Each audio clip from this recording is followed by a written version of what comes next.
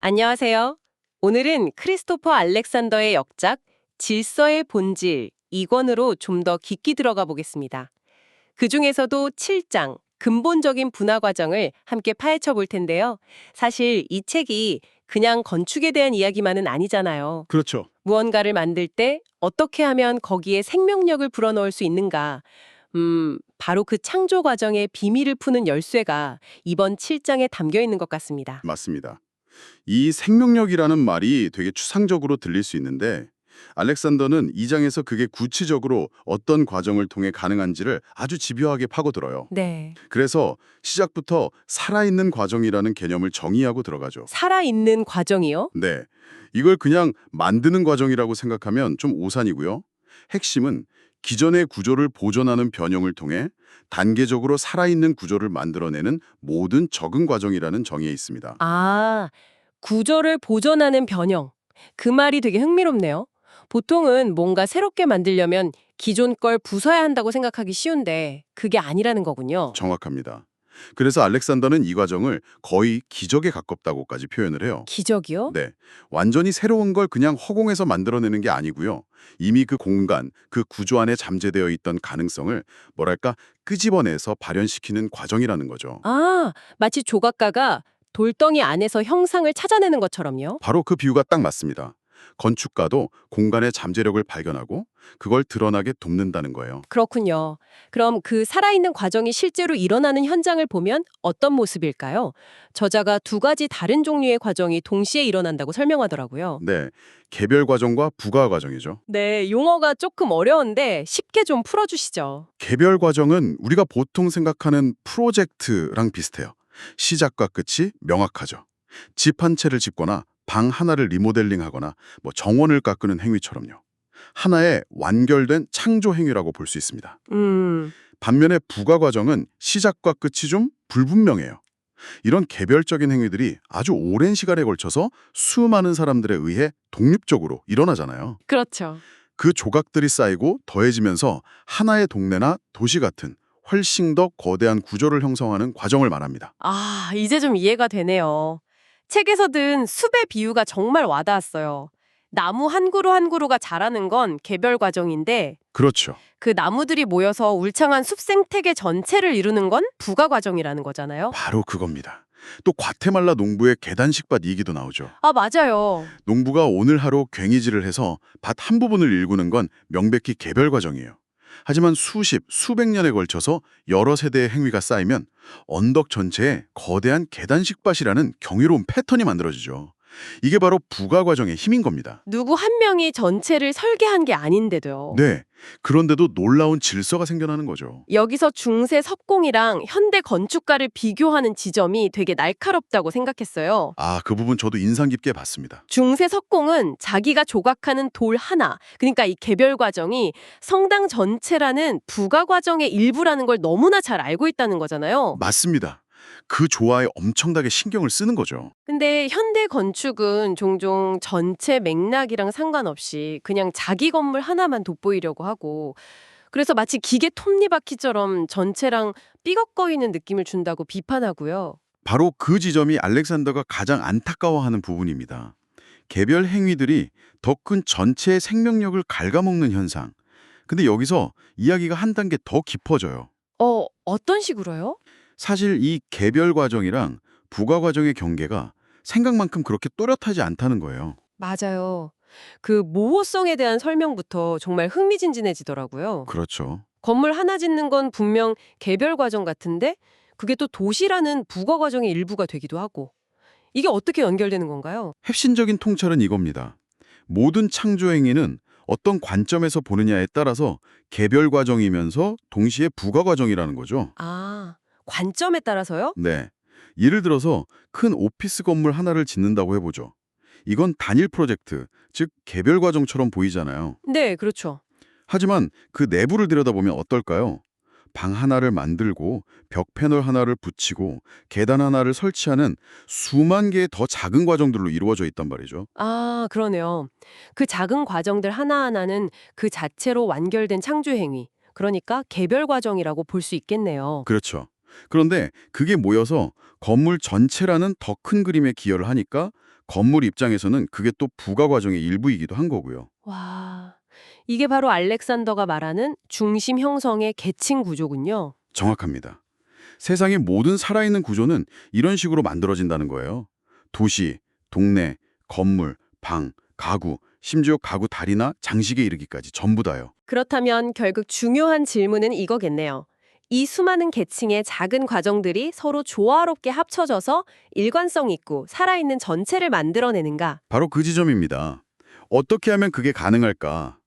그냥 각자 알아서 열심히만 한다고 되는 건 아닐 텐데 네, 맞아요. 여기서 저자가 비밀의 핵심이라면서 제시하는 15가지 구조 보존 변형이라는 개념이 등장하죠. 네, 드디어 핵심에 도달했습니다.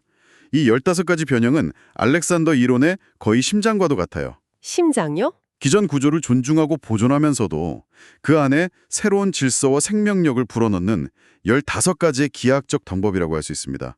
경계 만들기, 강한 중심 만들기 같은 것들이요. 이게 그냥 예쁘게 보이려는 디자인 규칙 같은 게 아니라는 거죠? 전혀 아니죠. 공간에 생명력을 부여하는 근본적인 힘을 가진 뭐랄까 일종의 공간의 유전자 같은 겁니다. 이 15가지 변형이 실제로 작동하는 원리를 설명하려고 분화라는 개념을 가져오잖아요. 맞습니다. 생물학에서 세포가 분화해서 각기 다른 기관이 되는 것처럼 희미하고 잠재적인 무언가를 점점 더 뚜렷하고 강하게 만들어가는 과정이라고 할 수 있죠. 네, 한번 상상해 보세요. 텅 빈 공간에 무언가 중심이 될 만한 게 희미하게 느껴지는데 아직 형태는 없어요. 이게 잠재적 중심이죠. 잠재적 중심. 이때 당신이 할 수 있는 가장 단순한 행동이 뭘까요? 바로 그 주위에 경계, 바운더리를 그려주는 겁니다. 울타리를 치거나 바닥에 선을 긋는 것만으로도 그 힘이었던 중심이 훨씬 강하고 명확한 존재감을 갖게 돼요. 아, 그냥 경계 하나를 만들었을 뿐인데 안과 밖이 생기고 중심이 뚜렷해지는군요. 그렇죠. 근데 여기서 멈추지 않아요. 이제 그 경계 안에 긍정적 공간이라는 변형을 적용해서 내부 공간이 마치 조각처럼 그 자체로 아름다운 형태를 갖게 만들 수도 있고요. 와, 또 교차 반복 변형을 이용해서 경계 자체에 리듬감을 줄 수도 있죠. 이렇게 15가지 변형들을 연쇄적으로 적용해 나가면 처음에는 희미했던 잠재적 중심이 점점 더 강하고 복합적인 살아있는 구조로 분화해 나가는 겁니다. 이 추상적인 개념을 실제 사례에 적용해서 보여주는 샌더스 주택 설계 과정이 정말 압권이었습니다. 그렇죠. 청취자께서도 이 부분을 들으시면 아 하고 무릎을 탁 치실 것 같아요. 이 사례의 가장 중요한 점은 백지에서 시작하지 않는다는 거예요. 맞아요. 1단계가 위치 선정이었죠. 네, 설계팀이 땅을 답사하면서 어디가 가장 좋은 장소인지, 즉 강한 중심이 될 잠재력이 있는 곳인지를 먼저 찾아요. 청사진을 그리는 게 아니라 땅이란 대화하는 거죠. 그리고 나서 집의 형태를 결정하는데 그냥 네모난 상자를 그리는 게 아니더라고요. 2단계에서 집이 땅을 끌어안는 듯한 U자 형태의 안뜰을 만들잖아요. 네, 그게 바로 긍정적 공간이나 깊은 맞물림 같은 변형을 적용한 결과예요. 집과 땅이 분리된 게 아니라 서로 깊숙이 맞물려서 하나의 전체를 이루게 만드는 거죠. 안뜰이라는 긍정적인 공간이 생기면서 집의 중심이 더 강력해지고요. 맞습니다. 그리고 3단계에서는 이 U자 형태를 다시 더 작은 단위로 분화시켜요. 국소적 대칭 같은 변형을 써서 거실, 주방, 침실 같은 각 공간의 개성과 성격을 부여하는 거고요. 그 과정에서 가족들과 논의를 통해 실제 필요한 기능들, 그러니까 패턴을 녹여내는 4단계에서 6단계가 정말 인상 깊었어요. 어떤 부분이요? 예를 들어 거실에 활 모양의 큰 창문을 내기로 하는데 이게 그냥 디자인 때문이 아니라 정원과의 연결이라는 패턴을 가장 아름다운 기하학으로 구현하기 위한 선택이었다는 점이요. 바로 그겁니다. 기능이 형태를 결정하는 게 아니라 기능이라는 필요가 15가지 변형을 통해 살아있는 기하학으로 번역되는 과정인 거죠. 처음부터 모든 걸 계획한 마스터 플랜은 존재하지 않는 거네요. 전혀요? 그리고 마지막 7단계 구조의 출현에서 이 모든 게 통합되죠. 지금까지 만들어진 평면도를 바탕으로 어디에 기둥을 세울지, 벽을 만들지를 결정하는데 이 역시 규모의 단계 같은 변형을 활용해서 전체와 조화를 이루는 일관된 구조를 만들어내는 거고요. 이 전체 과정을 보면 정말로 깨닫게 되는 게 아름다운 최종 형태는 누군가 머릿속으로 미리 그려놓은 결과물이 아니라는 거네요. 그렇죠. 분화와 15가지 변형이라는 살아있는 과정을 충실히 따랐을 때 마치 필요한처럼 저절로 출현한 결과물이라는 겁니다.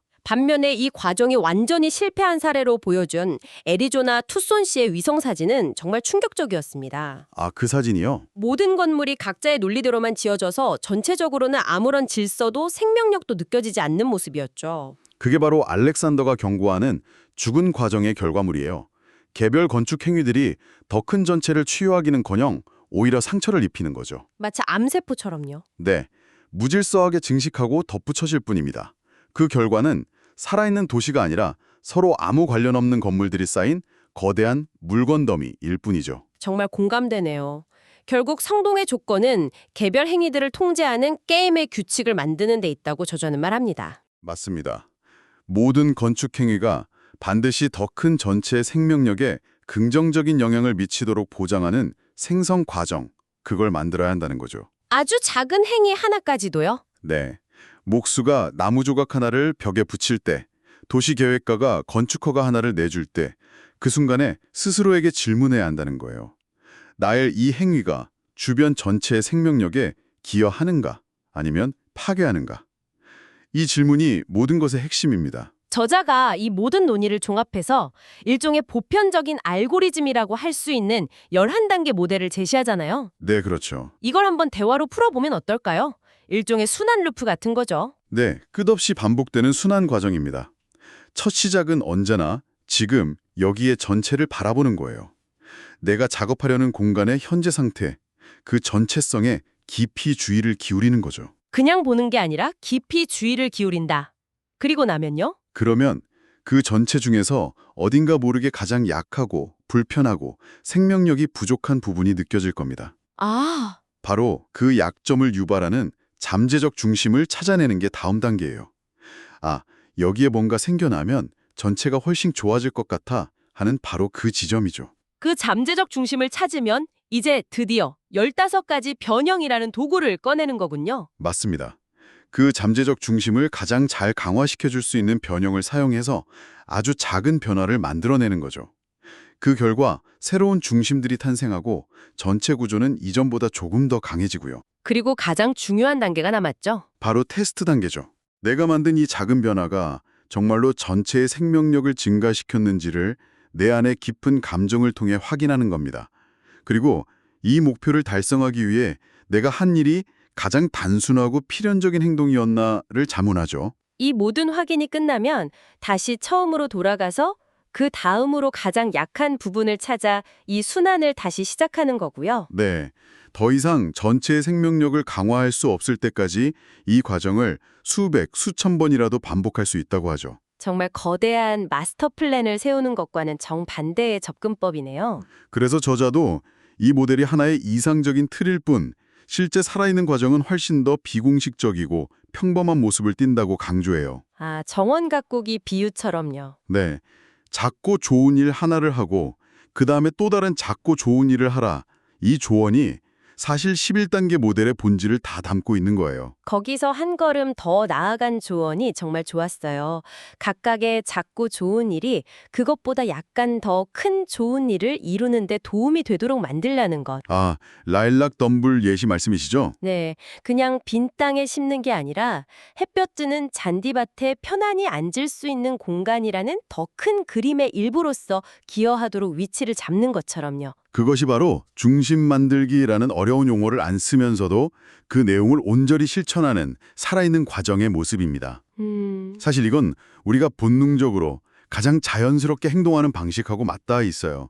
다만 알렉산더의 이론은 우리의 그런 자연스러운 과정을 조금 더 체계적으로 인식하고 더 현명하고 깊이 있게 만들도록 돕는 지도 같은 역할을 하는 거죠. 마치 선수행이 완전히 자연스러운 상태를 추구하면서도 그 경지에 이르려면 깊은 지혜와 수련이 필요한 것과 비슷하다는 비유도 인상적이네요. 그렇습니다. 궁극적으로 이 모든 과정은 이성적인 분석보다는 깊은 감정에 의해 인도된다고 봐야 해요. 어떤 상태가 더 생명력 있는지를 느끼는 그 감각이 가장 중요한 나침반이 되는 거죠. 오늘 우리는 크리스토퍼 알렉산더가 제시하는 살아있는 과정의 심장부를 탐험해 봤습니다. 거대한 계획을 한 번에 세우는 대신 현재의 전체성을 존중하면서 가장 약한 부분의 잠재력을 끌어내 강화하는 작은 단계들을 끊임없이 반복하는 것. 네. 이것이 집과 도시, 그리고 우리를 둘러싼 모든 것에 생명력을 불어넣는 근본적인 분화 과정이었습니다. 저자는 이 살아있는 과정이라는 개념이 17세기의 물리학에서 에너지라는 개념이 처음 등장했을 때와 비슷한 잠재력을 가졌을지도 모른다고 말하거든요. 아, 그 비유도 흥미롭네요. 처음엔 모호했지만 점차 발전해서 우주의 거의 모든 현상을 설명하는 핵심 개념이 된 에너지처럼 이 과정에 대한 이해도 세상을 보는 우리의 관점을 완전히 바꿔놓을 수 있다는 거죠. 마지막으로 청취자 여러분께 이런 질문을 던지면서 마무리하고 싶습니다. 다음에 무언가를 만들거나 정리할 때 거창한 게 아니어도 좋아요. 책상 위를 정리하거나 방에 가구를 재배치할 때라도 최종 완성 모습을 미리 정해놓고 거기에 끼워 맞추는 대신 오늘 우리가 나눈 이 과정을 한번 따라가 보는 건 어떨까요? 이렇게 질문해 보는 겁니다. 지금 이 공간에서 가장 생명력이 약하고 어색한 부분은 어디지? 그 안에는 어떤 가능성이 숨어 있을까? 네. 그리고 그 잠재력을 강화하기 위한 가장 단순하고 작은 변화 하나를 시도해 보는 거죠. 의자 각도를 살짝 바꾸거나 스탠드 위치를 옮기는 것만으로도 충분합니다. 아마 결과물뿐만 아니라 그 과정 자체에서 느끼는 만족감과 공간에 대한 애착이 이전과는 완전히 달라지는 경험을 하실 수 있을 겁니다.